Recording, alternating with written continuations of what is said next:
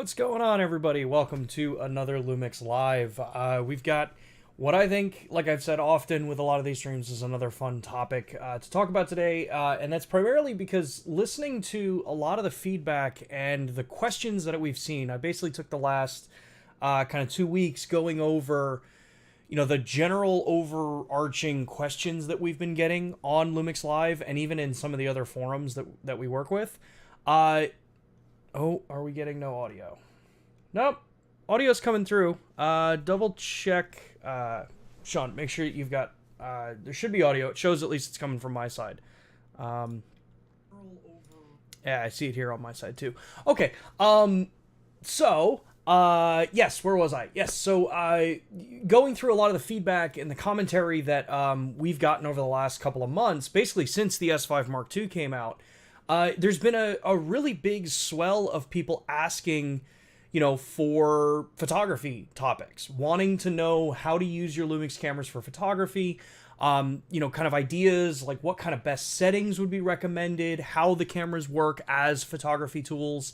So I wanted to, take the time in the stream and actually kind of go through this and show you some of my recommended settings and the way that I use the camera for photography, and basically just kind of like walk through. I've got my S5 Mark II hooked up here.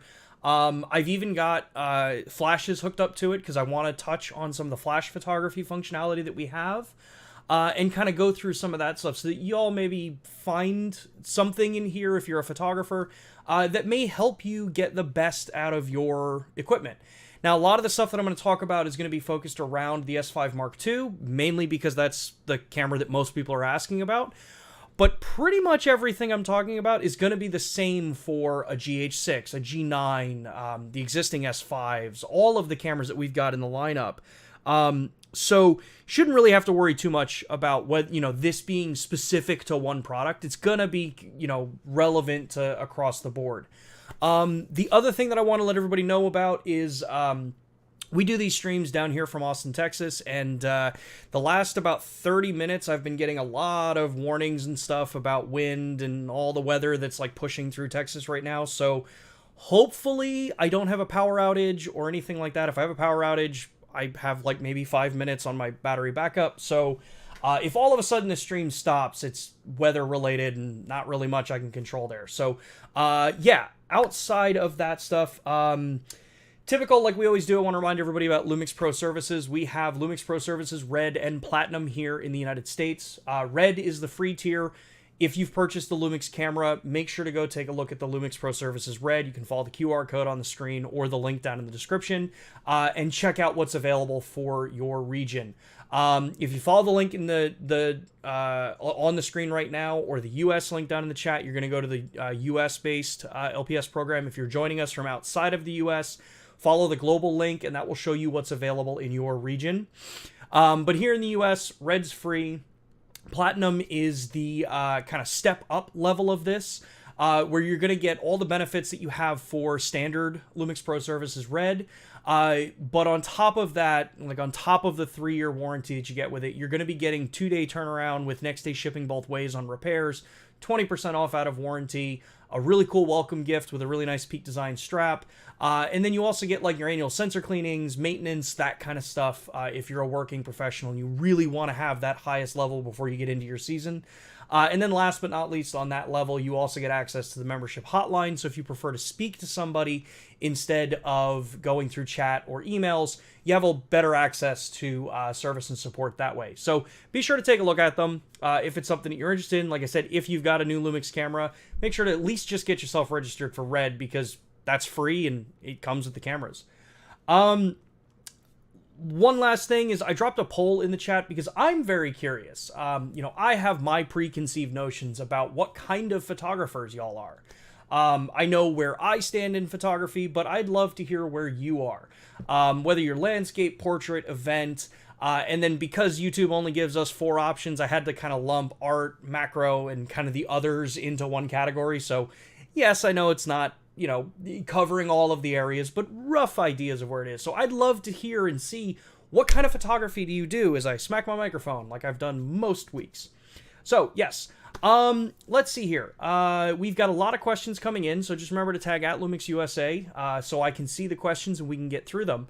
But let's start going through some of those before we dive into the camera settings here. Dave says, I've pre-ordered the S5 Mark II with the 14 to 28 millimeter lens kit. I don't have it yet.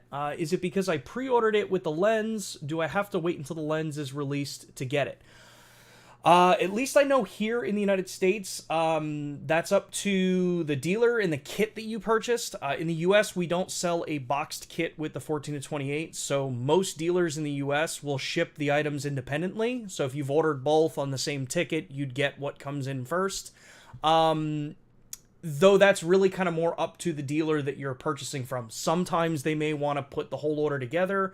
I would recommend reaching out to your dealer if it's in the US or abroad. And just kind of coordinating with them.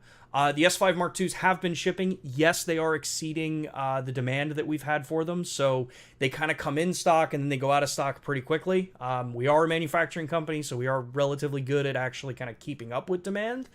But yeah, I would just double check with your dealer. It's possible that they may be holding it because they want to ship it all together at once, but you may be able to get them to just kind of ship the camera itself so that you've got that right away.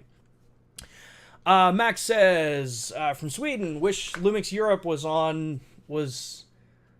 I assume it says as on the ball as LUMIX USA. LUMIX Europe, I have so many fun counterparts over there.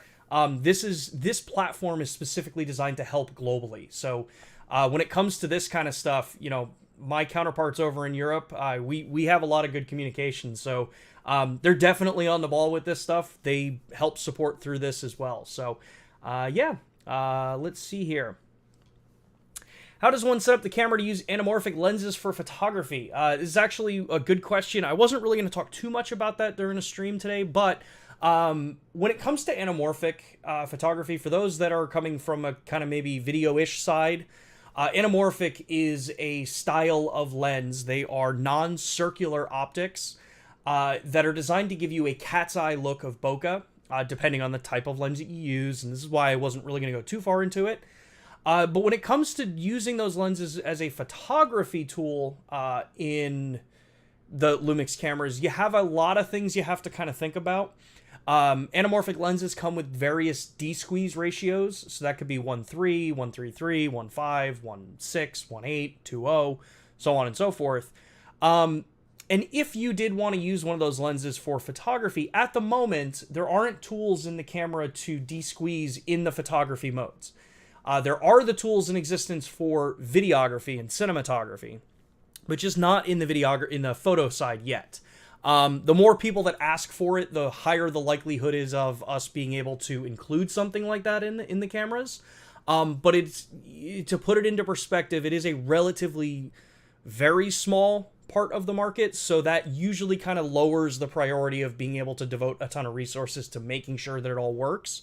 Doesn't mean it's not possible, it just means that there are a couple other things that are maybe a little more important at this point for a broader audience. But basically, you could just use the camera, put an anamorphic lens on it, and use it in photo mode. If you're using a lens like, I think it's 1.8x lenses, which play very nicely with a 3:2 aspect ratioed camera, all you would do is then go into Photoshop and then interpret that image and de-squeeze that image out, just like you would in Premiere for the video side, and you'd get your anamorphic style image. There are other tricks that you can do with this. If y'all have ever been on like TikTok or Instagram stories or any of that kind of stuff where you see those kind of like those photo hacks, where it's like taking fishing line, running it across the lens to get the flares.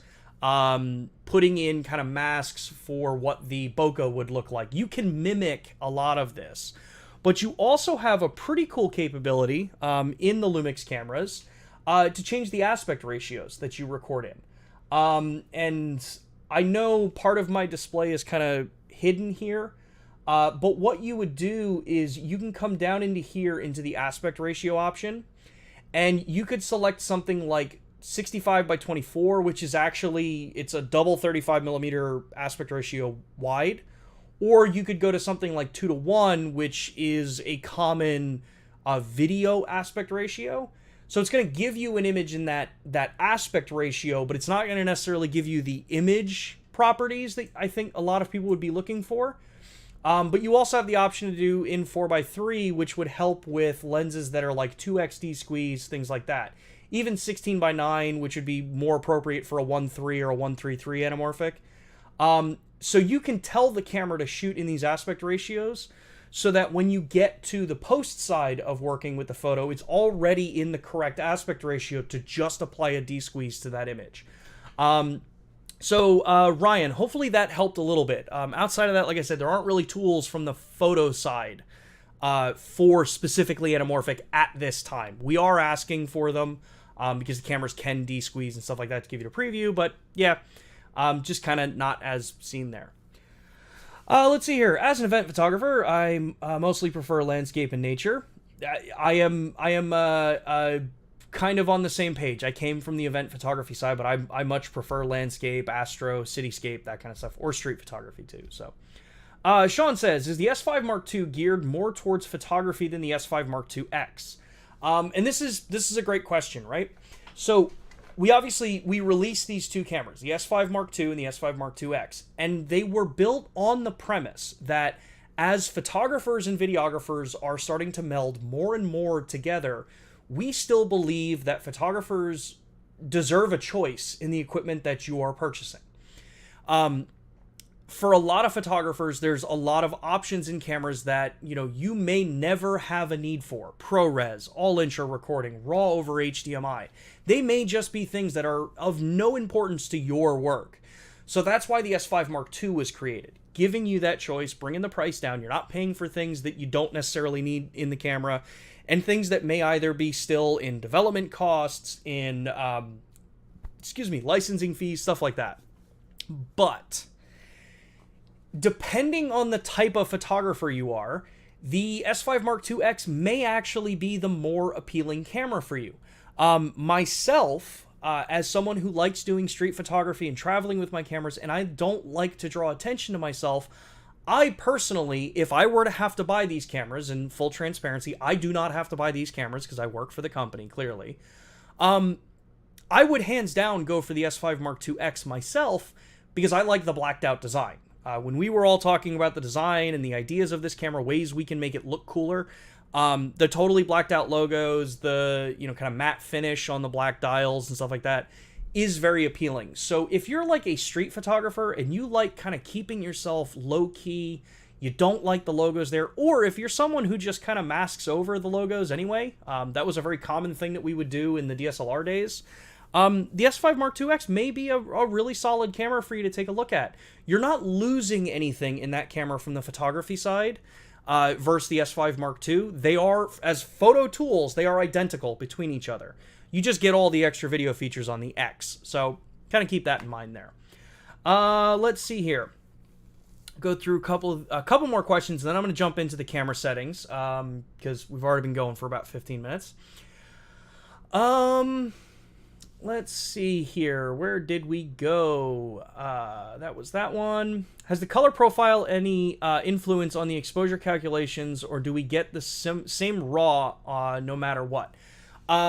Color profile does have impact on the exposure settings. And I say that based on the Cinelike profiles, hybrid log gamma, and V-log. There's a reason why, as a photographer, those are not prioritized color profiles for still shooting. We offer them because there are times when a videographer may want to capture a still and then be able to grade it so that it's similar to what your look would be for the video file. However, if you're a landscape photographer, an event, a portrait photographer, any of those categories, I do not recommend using V-log or hybrid log gamma for your exposure, especially if you're someone who does raw editing in post. Programs like Lightroom, which I actually have open here, do have built in, if it detects that you're photographing with V-log, V-log will come up in here as the profile, but what you will 100% notice is that the actual image is now compressed into the middle, and you cannot pull it back out to full range because it is limited based on the video ranges and the dynamic range that V-log is designed for. A standard raw still is going to get you more dynamic range than a vlog coded RAW file. That being said, of course you can use them, real-time LUT, all that kind of stuff. If you're someone who shoots JPEGs, you treat photography like chromes, so color-positive photography, and back in the film days, you shoot in whatever profile you want because the image that you get is the image that you get. RAW is where you kind of run in. Each of those other profiles, like Cine-like profiles, hybrid log gamma, and vlog, have different base ISOs or native ISOs, which will also adjust how your exposure looks. If you've ever taken a vlog photo in RAW, put it into Lightroom or any other RAW editing software, and tried to apply a standard representation of that RAW file, you would notice that that image is probably somewhere around 1 to 2.5 stops underexposed that you then have to bring back up into exposure to get the full range back out of it. And even there, you're kind of doing yourself a disservice because you're crushing everything down into the shadows and having to bring it back up. So yeah, as far as that kind of thing goes, you just really want to, as a photography tool, don't shoot in vlog or hybrid log gamma. Cine-like D has closer native ISOs to standard profiles. That's Cine-like D2 and V2. You're looking at 200 ISO versus 100 as your base ISOs and low range or native ISOs. So it's a lot easier to work with. It's not always going to be a full stop difference there, but kind of keep those points in mind. So before we continue going through more of the questions, I wanted to jump over to my camera here and just talk about a couple of things here that how I would set my camera up if I were going out to do my landscape photography, right? So we're going to section this area as landscape photographies. Recommended settings for focus modes, for the different kind of user interfaces, and we'll kind of walk through some of this stuff as we go here. So for the time being, I'm going to take my flash trigger off so I can reach the camera a little bit better. So one of the first things that I typically advise when you're first getting this camera is, one, use dual SD cards on the Mark IIs. Depending on how you like to kind of organize your photography, or if you're someone who likes to take a shot and if it's good, immediately transfer it to your phone so that you can post it or share it or do whatever you want to do with it. Set your camera up with dual card slot function, so make sure you have 2 SD cards in here. And this is a direct comment to a lot of the Facebook groups. Despite what some people are saying online that V30 cards are good enough on a camera, one, we recommend V60 and higher media cards for the S5 Mark II, and then the S5 Mark II X, we're recommending V90s because of the read and write speeds for video.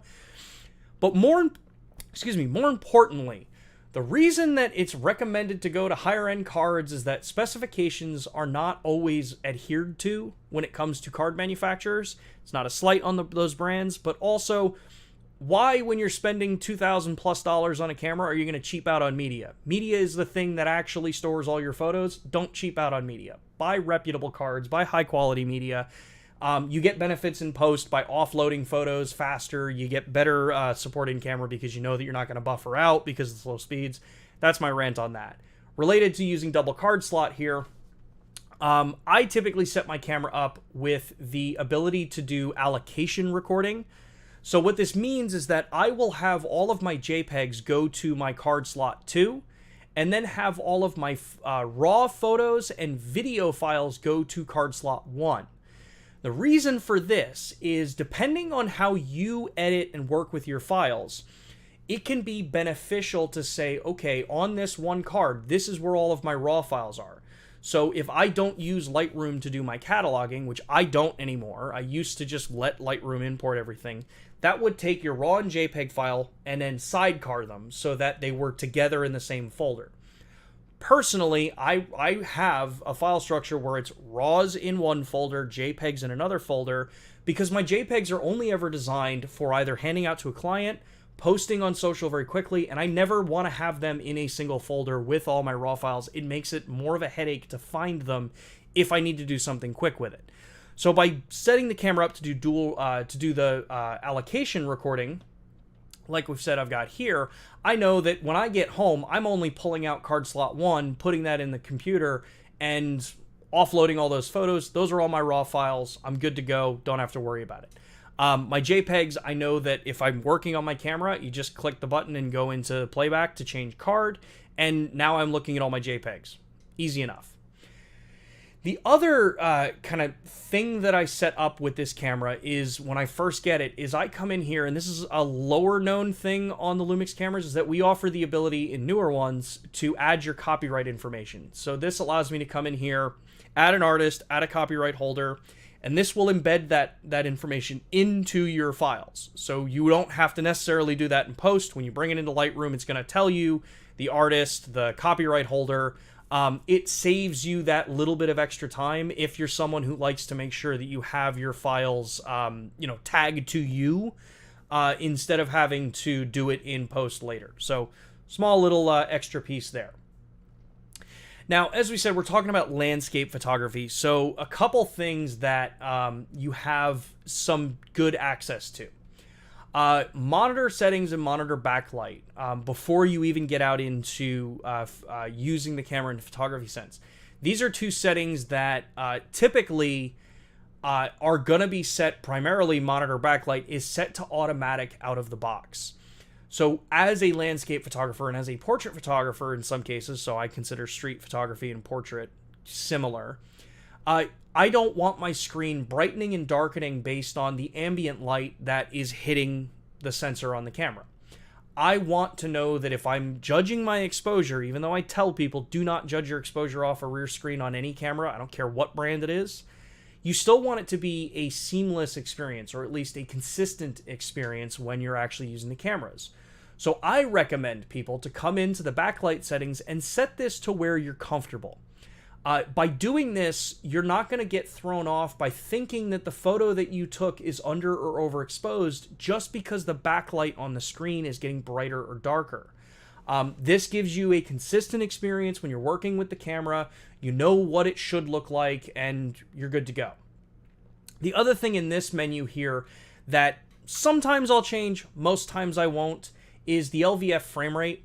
We have a 120 hertz frames per second refresh rate for the viewfinder, and we also have 60 frame. Depending on what it is that you photograph, having 120 can be really nice. It also, for some people, can be a little bit jarring if you're not used to looking at it. It is a lot more fluid than 60 frames per second. Obviously, it's double the frame rate.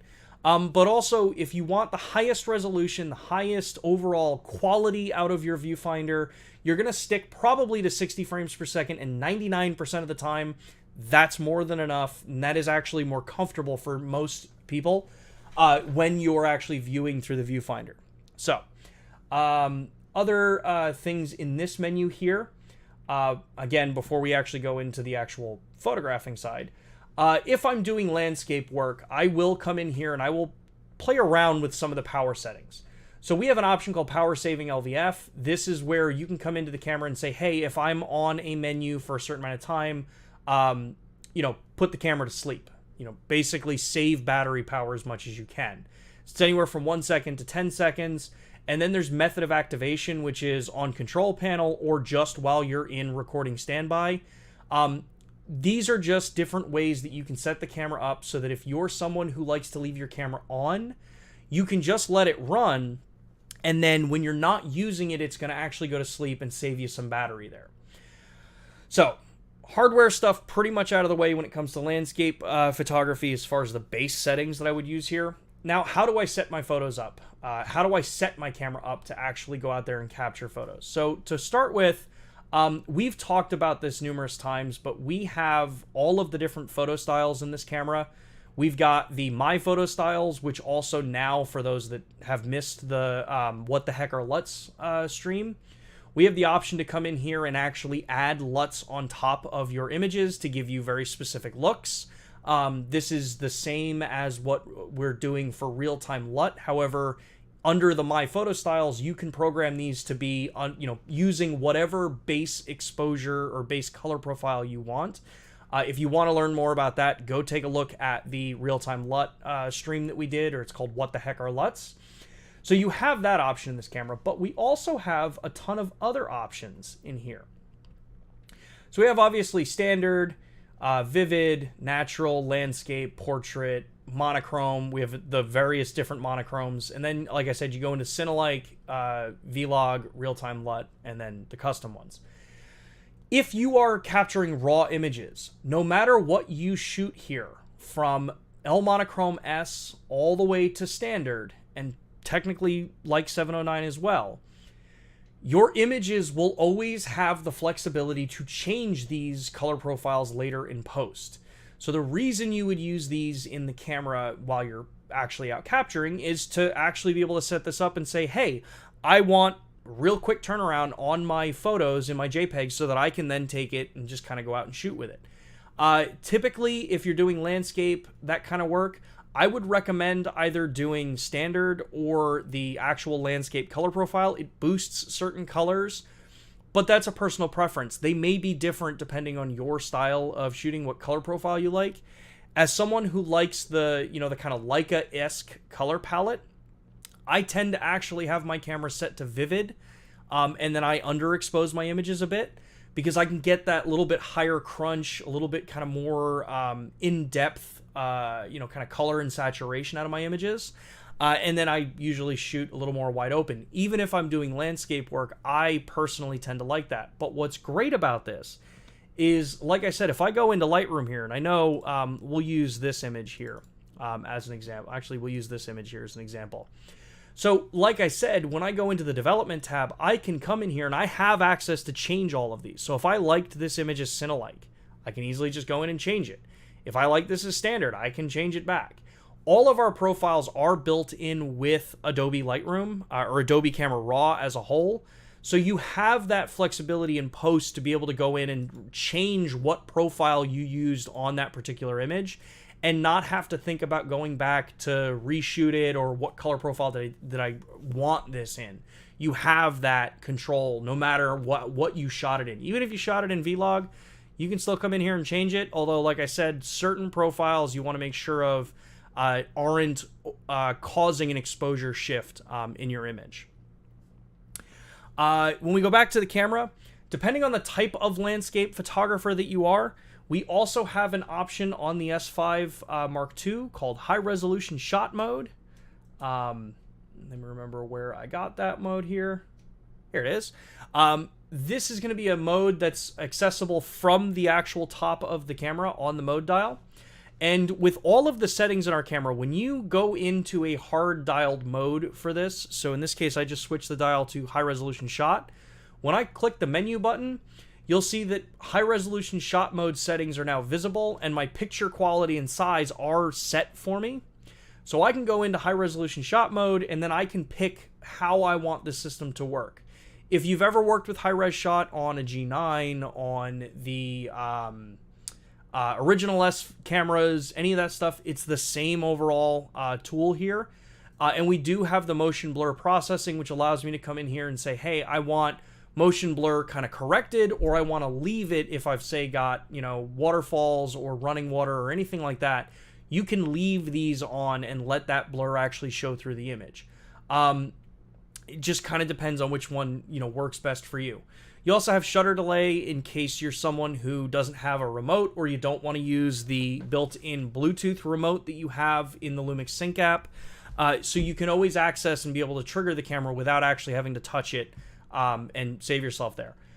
You also have access to your picture size here. This is the XL and the large size. So XL gets you a 96 megapixel. The large image gets you 48. These will both be in 3:2 aspect ratio, gives you that ultra high resolution shot in various different ways and sizes of that image. So real solid option if you know that you are going to be doing something where you really want to blow those images up big and you really want as much detail as you can get. Now on the S5 Mark II and the S5 Mark II X by extension, and actually all cameras except the GH6, our high resolution shot mode is not designed to be handheld.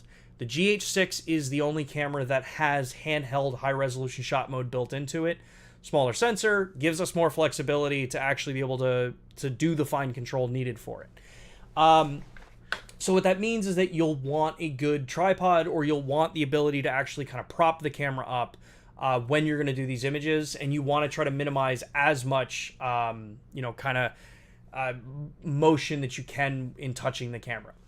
The only other feature for landscape photography that we have in this camera specific for general landscape is we will have live view composite in the S5 Mark II, and it will ship with the S5 Mark II X. If you've ever watched our streams on the S5, and I encourage you to take a look at the live view composite video that we've done a couple of months ago, that will be coming to the S5 Mark II. That allows you to do ultra long exposures, which can be great for landscape if you're doing, starscapes, things like that, with a, kind of city in the foreground. You'll have all of that kind of control to not have to go into post and do multiple kind of exposures to blend things together.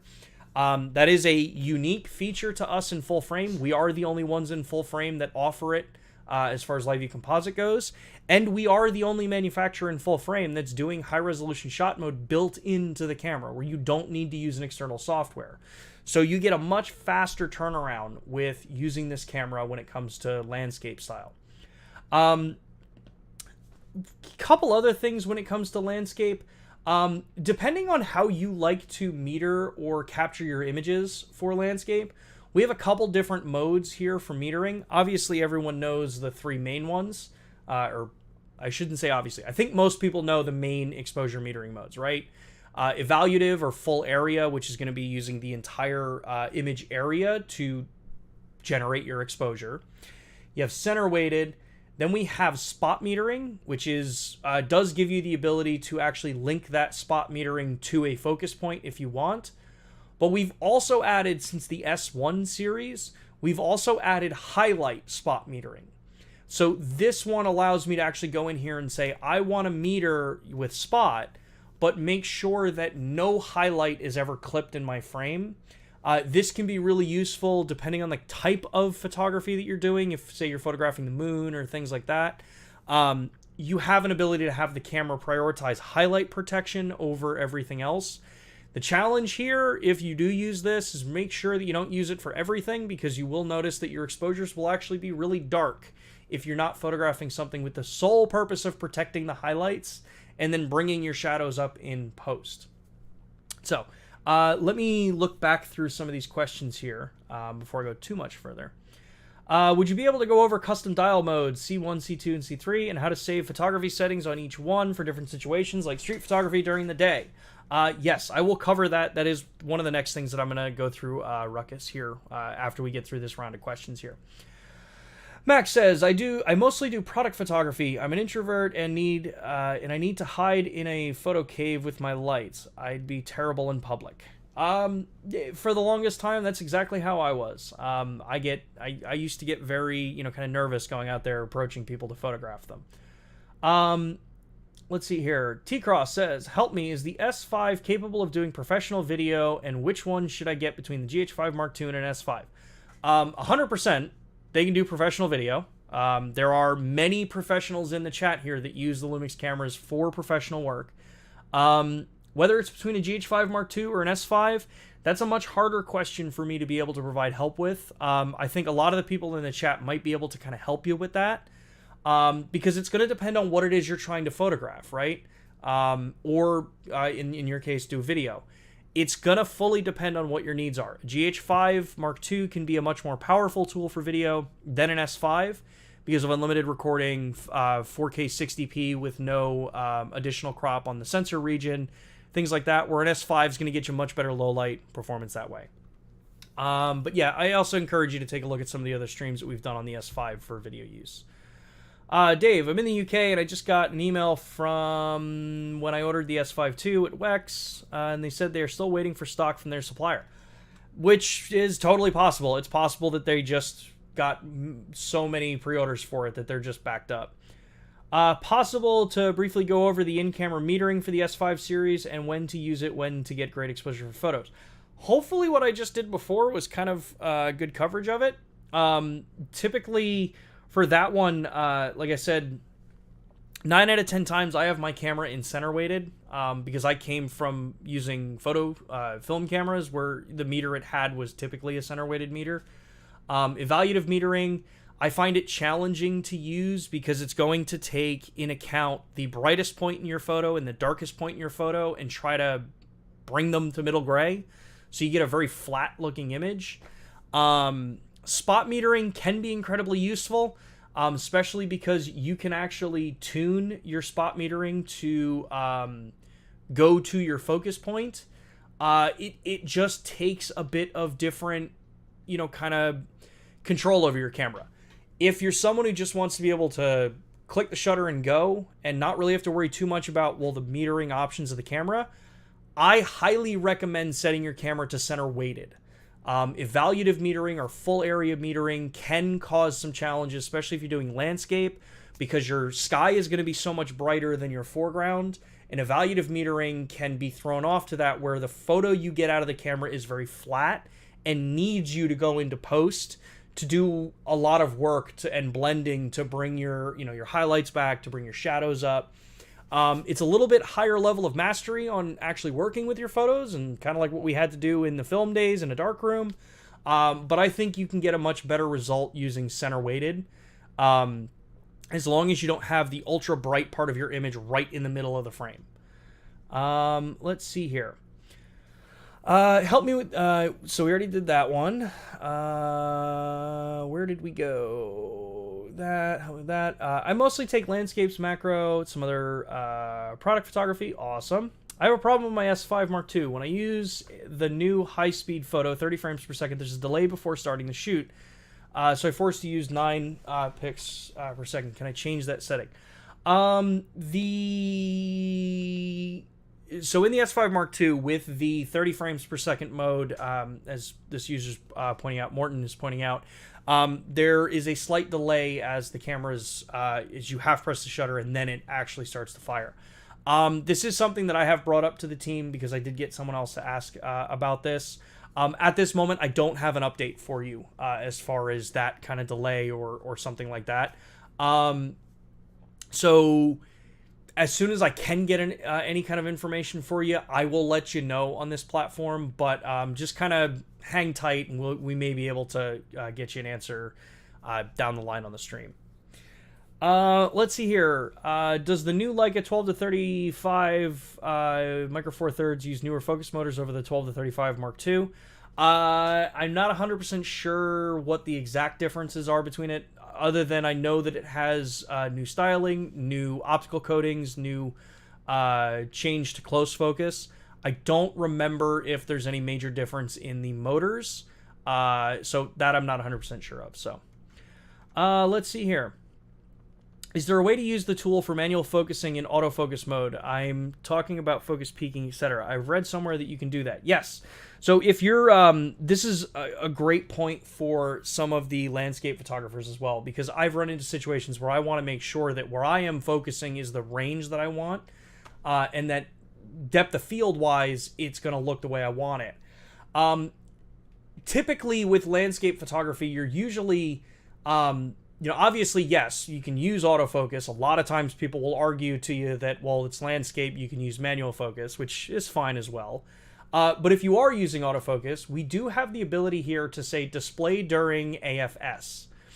So what this does is that when this is on, you have the ability to come in here, and let me change the color so it's more vibrant against my relatively heavy blue background that I have here. So now what this does is that now that I'm in AFS, make sure that I'm in AFS. So it's manual, AFS. When I half press the shutter, you see now that I get the highlighting on the actual image there. So I know that right there I've got my photo. When I half press the shutter and I'm in focus, I know where my focal plane is with focus peaking. This can be really helpful in landscape work, especially if you're trying to do things where you're using maybe a more wide open aperture and you're trying to show depth in an image and you want some blurriness. You'll know exactly where your focal plane is by using that AFS option. Especially because, again, when it comes to landscape photography, a lot of times you don't typically need to have continuous focus running just for landscape work. I know a lot of people tend to pretty much always leave their camera in AFC, and I do 99% of the time, except when I'm doing landscape work. So let's see here. What lens is that? That is the 60 to 600 millimeter. That is Sigma's 60 to 600. Copyright metadata, we're catching up there. Could we possibly get waveforms for stills? The more of you that ask about that, the higher the probability is of getting waveform for stills. I know Matt Fraser and I have asked about it numerous times, but the community is what drives more likelihood of these kinds of things being added in. I would love waveforms for stills because it's incredibly useful. It's just hard to kind of go through that process. If Matt and I are the only ones telling them that would be useful. The more people that tell us it's useful, the better it is. James says, is Panasonic going to support 10-bit HEIF files in addition to the 8-bit JPEGs? Surely that could be firmware updated for the S5 to 2X. So, two things on this question. One, I'm not sure if we're going to support 10-bit HEIF. Honestly, just not sure at this time. Two, never assume something is easy to add in with firmware. That is one of the biggest fallacies that I see online is, oh, that can just be added with firmware. No one outside of the engineering teams or the teams involved in product planning know what is possible to do with the hardware that's installed in these cameras. So don't just assume that that's something that can be added.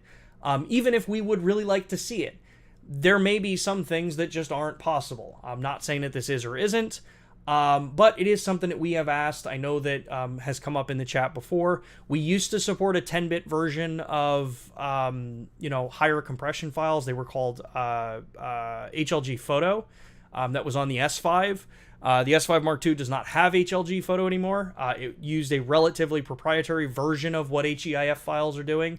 So a little bit of kind of different here.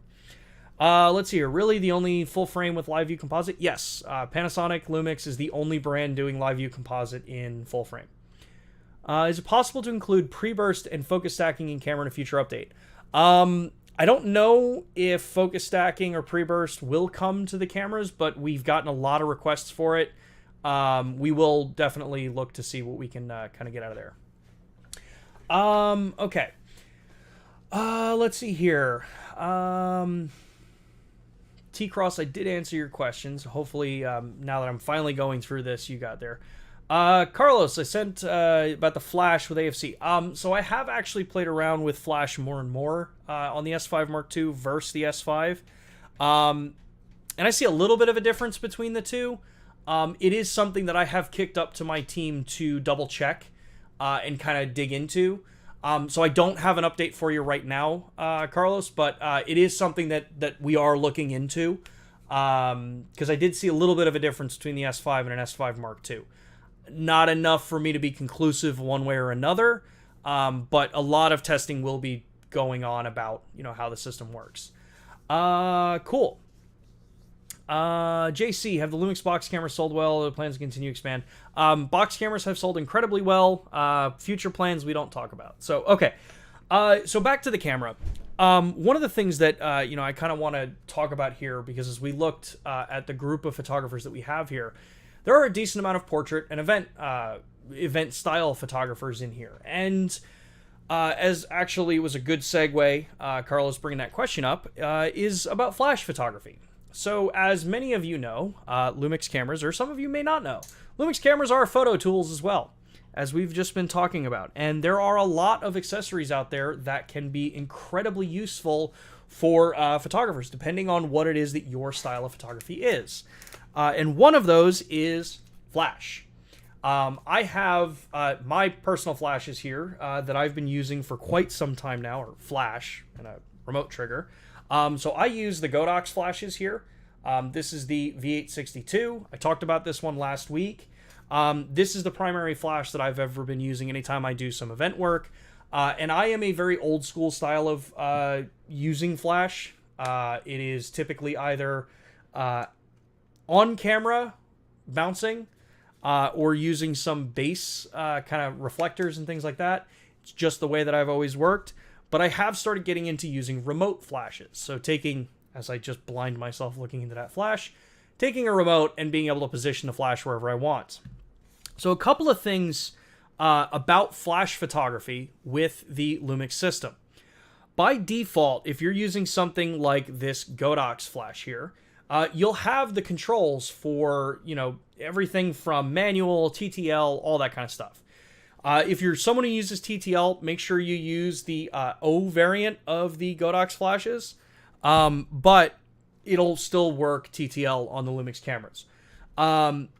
Once you kind of graduate from using TTL, and that's not necessarily a major slight at people using TTL, but TTL is a very kind of limited way to use a flash. I am from the stance that use manual flash, you have a heck of a lot more control over it. You can shape light infinitely better. You get a lot of control on this. One of the lesser known things that you have with the Lumix cameras is that you have the ability to do high-speed sync with Lumix cameras and flashes. And yes, you can do high-speed sync even with a remote trigger. I am using the X1 trigger here from Godox with my V862. And the trigger itself has an H switch on the side here. That switch allows me to tell it, hey, I'm using high-speed sync. And what you'll notice with this, and I will just shift this and put this flash back on the camera, and then we'll jump into the camera's menu here, is when I have my flash on the camera, and I go back into here, just put this here so I don't lose it. Cool. So when I'm on the setup here, you'll notice that right now in full manual, if I were to adjust my shutter speed and I go up, and again, I'm shooting in full manual, you'll see that, hey, I'm getting the ability to go up above my normal shot here. So let me change this into standard. That's because I was in high res mode. So now, as I go up, I am now limited to 200th of a second for my shutter speed. That is the maximum sync speed for the S5 Mark II with flash. So what that means is that if I take this shot, and let me actually kind of set this up here. So if I take this shot, we got an image here. This is not going to be a great image. Bland, kind of bleh, not that great, right? What I can do with this flash, and I will take it off and show you separately here, is these flashes allow you to come in here, and let me turn back into the manual mode here. There is a button on the back of these flashes here that is called Sync. So if I go in here, there's a button here called Sync. When I press this, I get a little H with a lightning bolt on that kind of display. That means that this flash is now set to do high-speed sync on our cameras. So this means I can come in here and do this, and now, if I actually put my camera back up, now that I've told the flash that I'm in high-speed sync, you'll notice that my shutter speeds can now go up well above. I can go all the way to the maximum of 8,000th of a second shutter speed, and then I can come in here and adjust my ISO to whatever I want. So let's go something like 1600, and let's take a shot. So now, when I take a look at this image, yeah, way underexposed. So if I, kind of shift this a little bit more, tell you, trying to do this live is always fun. So I've got a properly exposed image at 8,000th of a second at f2.8. And it fired the flash, it locked, you're great, it's awesome, it works. But what is cooler with this setup is that if I take this flash, if I turn this off, if I set this back into my remote mode, so the screen goes red there, and I set this back up how I had it before. I'm just looking at the questions here to see what else we've got. While I'm faffing around with this, are the new S5 II cameras compatible with Pocket Wizard? I believe they are, because Pocket Wizard's at least, man, it's been probably almost 10 years since I've used a Pocket Wizard. Last I remember, Pocket Wizards use single pin to trigger. And we haven't changed anything like that from our setup. So it still will use single pin. Make sure this is still working. Yep. Get this back on my camera. Every commercial I see on YouTube is for the S5 Mark II. I don't think I saw a GH6 commercial last year. It may just mean that you're not the target market for seeing ads. That is always a full possibility. Let's go down here. I think I was at 10th of a second. Oh, man. Down here, 100. Okay, so now I've got myself set up with wireless triggering here. And, not great, but there you go.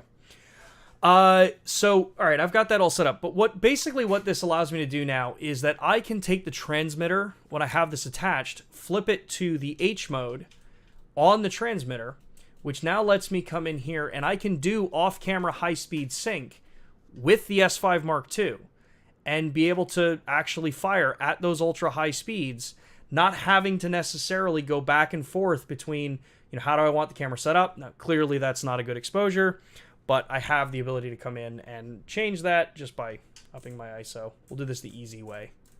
We'll up my ISO. Go 3200.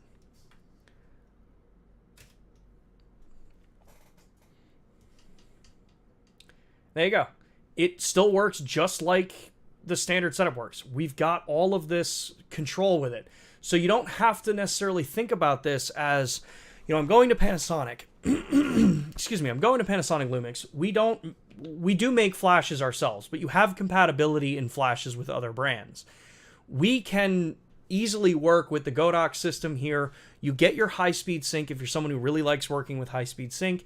You have control to adjust those flashes because the X1 triggers, and I haven't tested the new ones from them, but the X1 triggers allow me to come in here and adjust the power of it. So it's all set. It works just like every other photo camera out there. DJ Alex says, why is AFS limited to 9 frames per second and AFC bursts only to 7? We know E goes to 30 frames per second. Is this because of the shutter mechanism of the S5 Mark II? 10 frames per second. Mechanical AFC possible in a future option? Because a camera can go really fast in electronic shutter versus mechanical is fully down to the actual mechanical side of the shutter. Our camera, it does 9 frames per second in AFS, 7 frames per second mechanical in AFC, and then 30 frames per second with electronic. That is just how it's designed. It's the type of shutter mechanism that we're using. That's just it is what it is.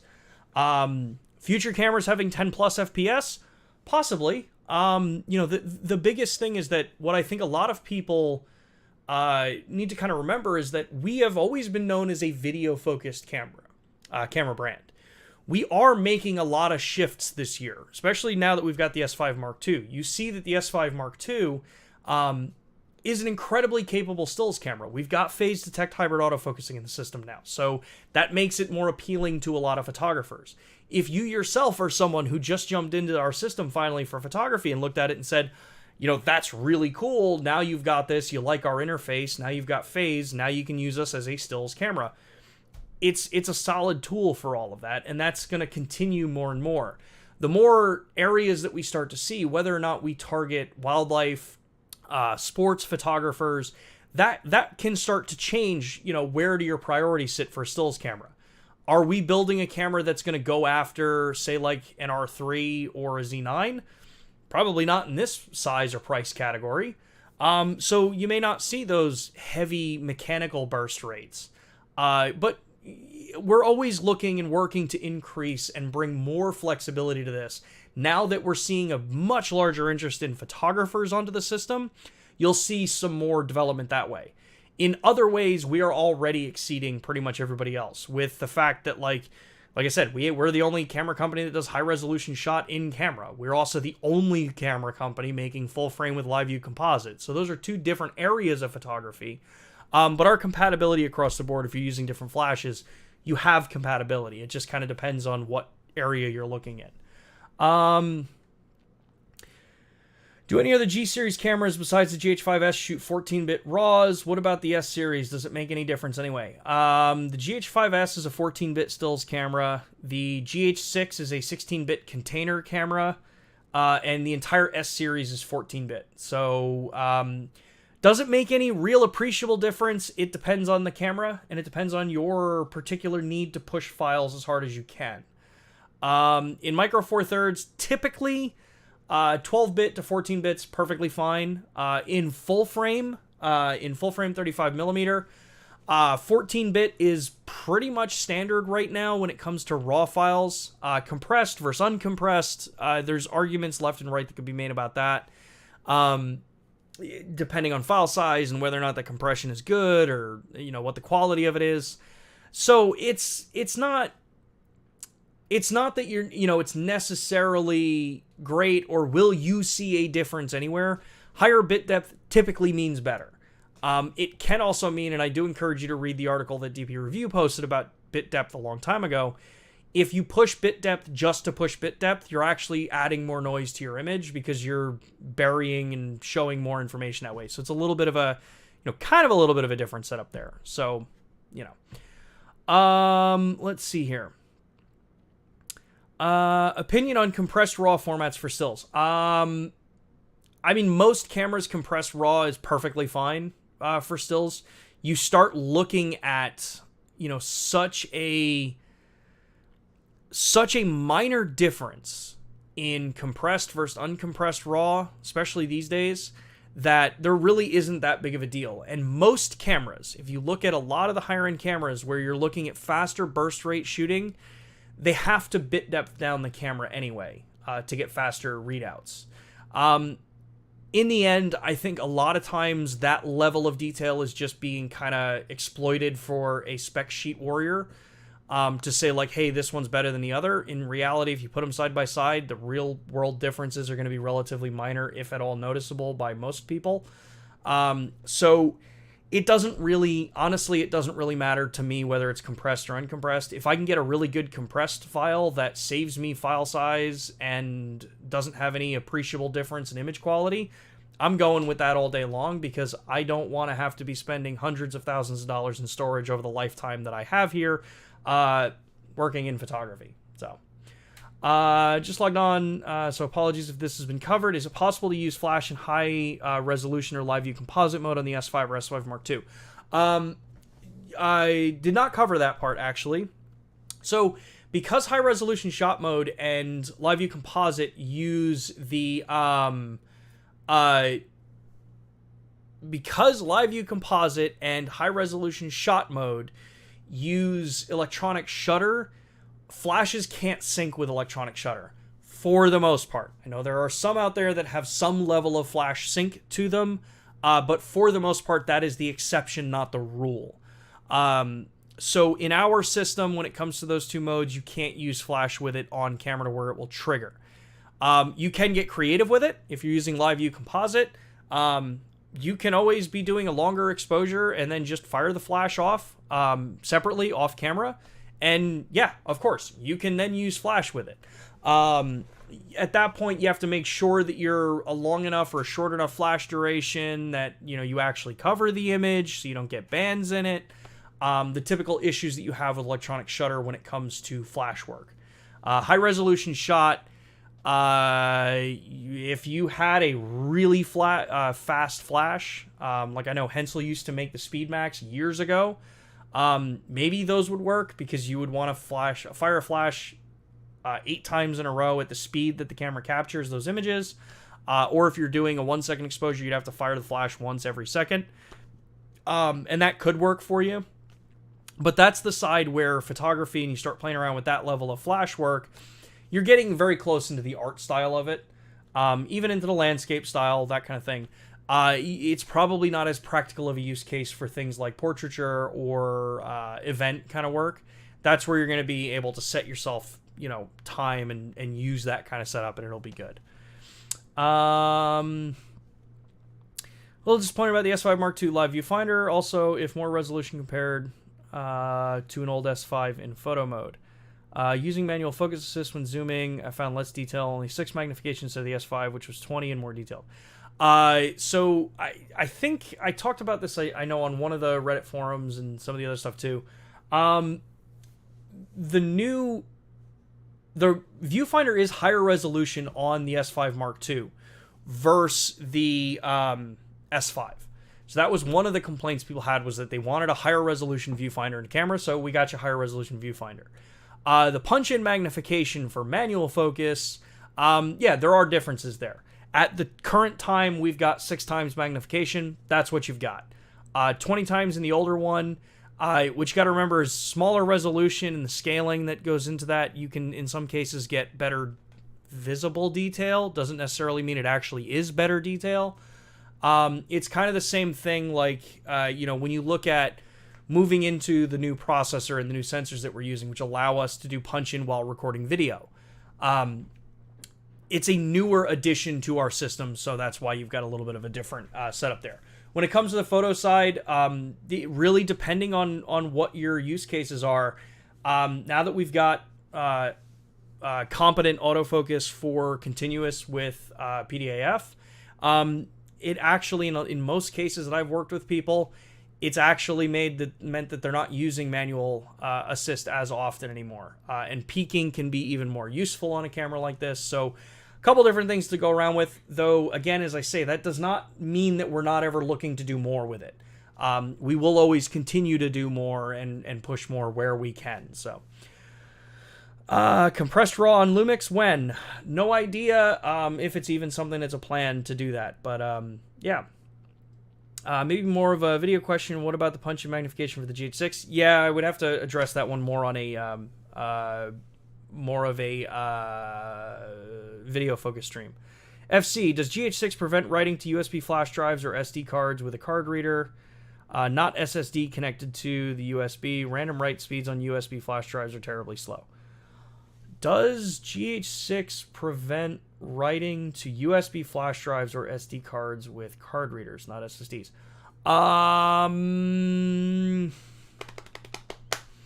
I've never tested it because exactly what you pointed out, that USB flash drives and SD cards used that way, typically the overhead is way higher than what you get on something like an SSD that's devoted to doing it.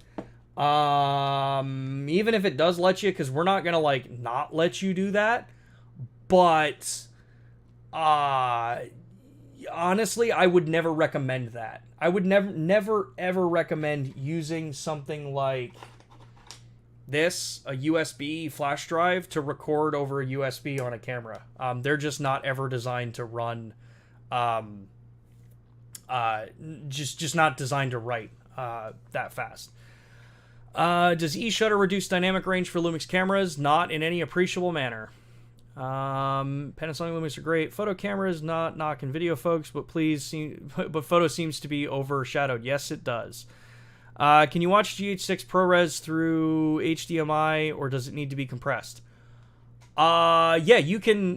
When you have an HDMI out, you can play that, and it's perfectly fine. It plays that video over HDMI. Will we be getting AF point scope on the S5 Mark II? Seems to be missing. I'm not 100% sure. That is something that I've asked about, because I know y'all have asked about it before.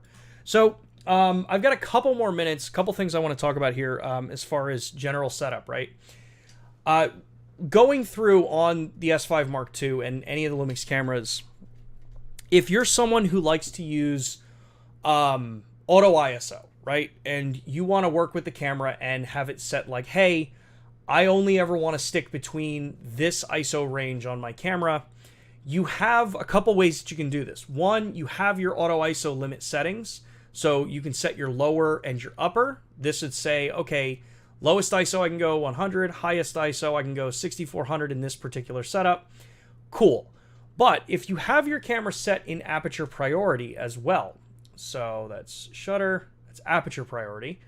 When I go into the menu, I will also have the ability to come in here, as long as I change my ISO down to auto.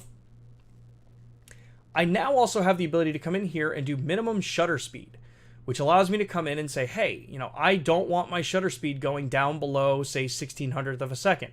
So now when I take this out and I half press the shutter to get my image, you'll see right now it's at 6400 ISO, 60th of a second at f2, because I am at the max ISO that I have allowed this to go.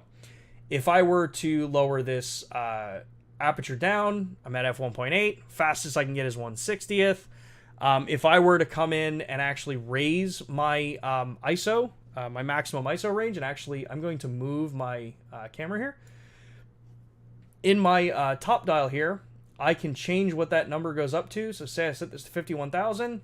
Hey, we're getting to 1300th of a second. So we have minimum shutter speed built into this camera, and it lets you go in there and kind of change things. Let me move my face back so I'm not covering the menu. Come on, snap to grid. There it goes. So yeah, that you have some control there for that. The other thing here is, so on the S5 Mark II, you have, even in the photo mode, selections for dual native ISOs for high, low, and auto. If you are in the photography side and you're like a landscape leaning photographer, you can just set this to low. You know that the 100, the lowest range, that is your, that's going to be your highest dynamic range with mix to noise ratio. If you were to set this to high, what you'll notice is that because I'm in a standard profile, I've got 640 as my lowest ISO, which is my native ISO for the high range and stills. I still can pull my ISO down to 320.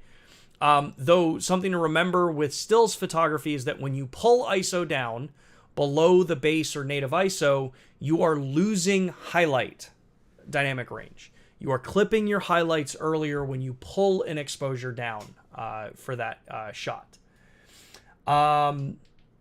What else here? Like I said before, we talked about this a little bit. You have aspect ratio control on your camera. 65 by 24 is going to give you this really kind of cool, wicked, ultra wide angle field of view. Great for kind of if you're looking to do more of a cinema or video style type imagery. And then let me just move this so I can still see in here. And then you also have, where is it? Because my brain just kind of stopped working there for a second. You have AF assist light. Come on. Your burst shooting settings here. Because on cameras like the G9, the S5 Mark II, you have a burst shooting mode 1 and burst mode shoot 2. You have the options here to come in here and change each of these. So if you know that, okay, I want burst shot 1 to be mechanical, burst shot 2 I want to be super high, this allows you to go in there and change each of these so that you know that you've got that kind of control. So you know that if, hey, I need ultra fast burst shooting, I can go into that mode. If I know that I want mechanical and flash control, go into mode 1 and I'm set, cool, ready to go. Back out of this one. We do also have multiple different shutter options in the camera. You've got auto, mechanical, electronic first curtain, electronic, and then new to the relatively the newer cameras, we have electronic plus noise reduction. This lets you go in and actually tell the camera that you want to do electronic shutter, but then also apply the standard noise reduction that you can use, so dark frame noise reduction, but still using electronic. So if you're a macro photographer and you're doing a lot of work where any kind of camera shake, whether it's from the shutter mechanism, from touching the camera, if any of that is ever a concern, you have the ability to come in here and manually override this, or just go into the auto mode, which would allow you to go in there and just change your shutter speeds, and it will pick the right one for that style of shooting. Let's see here. Can we get the improved time-lapse interface seen on the S5 Mark II on the S5 later via firmware update? Seems easy enough. Quality of life update. We can ask. I don't know if that is planned to be brought to the original S5. How are LUMIX cameras so durable? Do you crash test them? Funny enough, I have crash tested an S1R. When I got in an accident years ago, the S1R was in my backpack that was struck by a pickup truck. And yeah, that camera's perfectly fine. I still have that camera sitting on my shelf back there, and I still use it. That is a personal thing. Our cameras are designed to be ultra durable and rugged through strict standards and testing, things like that. If you select low ISO, will it limit how high you can manually choose ISO? That is a good question, Glenn. So if you were to select the different ISO ranges on your camera, so if I go ISO sensitivity, and then I go to upper range, I can set this all the way up to 51,200, the highest range you can go. Auto ISO or any of the ISO ranges on the cameras are limited to what are actual ISOs, not going into the expanded range.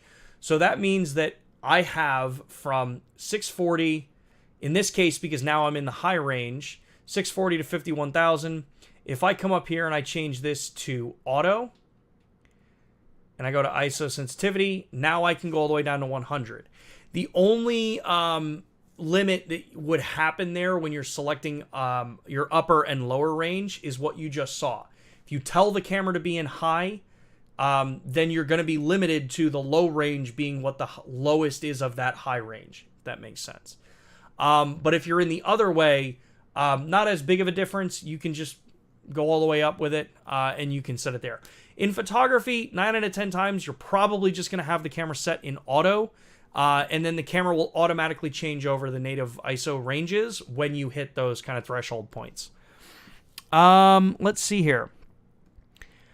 Cool. Two last things that I want to bring up on this camera before I end, and that is something that I have had set up on my cameras for quite some time now. So let me go back here to one of the photos I was taking before. So if you're someone who likes to, when you go back to preview your photos, right, you want to be able to know, hey, where was my focus? Where did the camera focus on that last shot? You'll notice on my camera, as I press the display button and bring up the display, I have a green box around the mode selectors here on that Sigma 60-600. Well, this is a feature built into the camera that also, because I have that, all I have to do is start zooming in on the rear dial to make a magnification of it, and it will actually zoom in to the focus point. So this is a function built into our camera that allows you to come in, and actually because I'm connected over HDMI, I have to do this through clicking menu. Go into the camera menu, and you'll see that you have magnify from AF point. This allows me to be able to go in here, turn this on. This will put the box up where my focus point was when I took that photo, and then allow me to zoom in quickly to that particular point and not have to worry about, hey, you know, where did I actually focus? You now know where it focused. The other cool thing too is with the S5 Mark II and a lot of these other cameras, you have the ability to also do raw processing in camera. So if you're out there and, you know, you're in the field, you're only shooting raw, and you're like, hey, I really like this picture, but it's in raw and I want to be able to put it on my phone, and the exceptions are getting smaller and smaller these days because Lightroom Mobile supports the raw files for the S5 Mark II. But if you're someone who's photographing and you're like, hey, I want to be able to convert this raw file to JPEG and be able to actually share this, our camera has built-in raw processing support. Obviously, I can't set it right now because I've got HDMI going out. So certain things you can and can't do when you have HDMI out. Just kind of keep that in your mind there. But in this case, yeah, I have the ability to come in here, change it, do raw editing. On the S5 Mark II, this is also how you can apply the real-time LUT effect onto your image, even if you didn't capture that image originally with it. So I have that ability to reactively change how I want those images to look, even after I've captured them and they're already on the camera. We have ratings built into the camera, so you have the ability to come in here and actually do various ratings on the camera, all the way up to 5-star.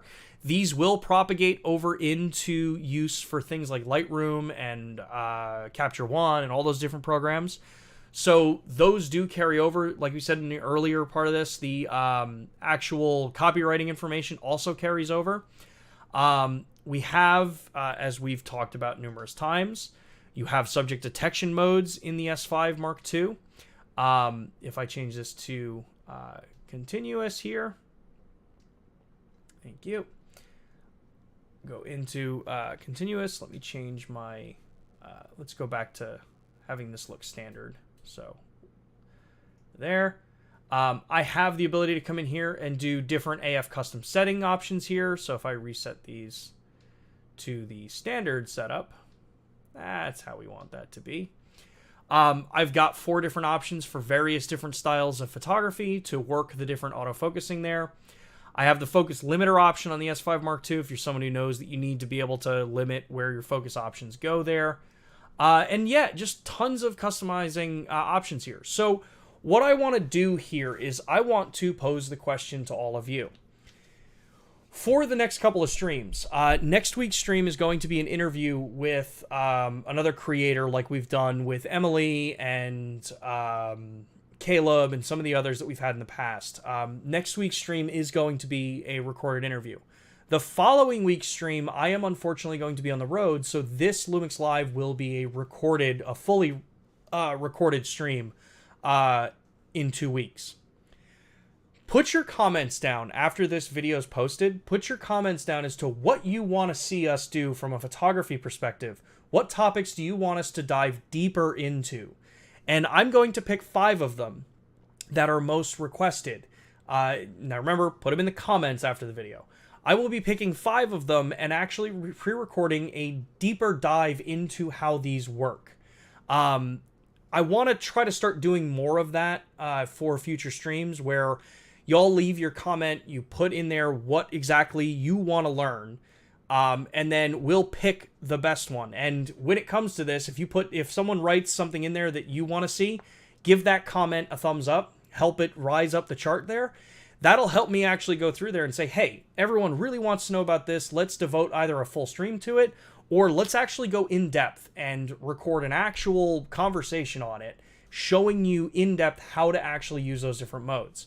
So I encourage you all to do that. Drop the comment after the video is posted, obviously. And then we'll create that for 2 weeks from now. Because like I said, next week's stream is going to be partially pre-recorded with an interview with a creator and then some follow-ups there. Other than that, I can't believe that it's already 2:16 here down in Austin. So unfortunately, I have to end the stream today. Went a little more off the rails than I had originally planned to do this, but I will work on annotating the video and dropping in links to where the things are that I talked about, so you'll be able to go check those other videos out. Otherwise, thank you all so much for tuning in, your questions, your comments. These streams are so much fun, and hopefully y'all can really get something out of this. This is not the only stream we're going to be doing on photography. Clearly, there is a big interest in the photography side of the Lumix cameras, and we will continue that.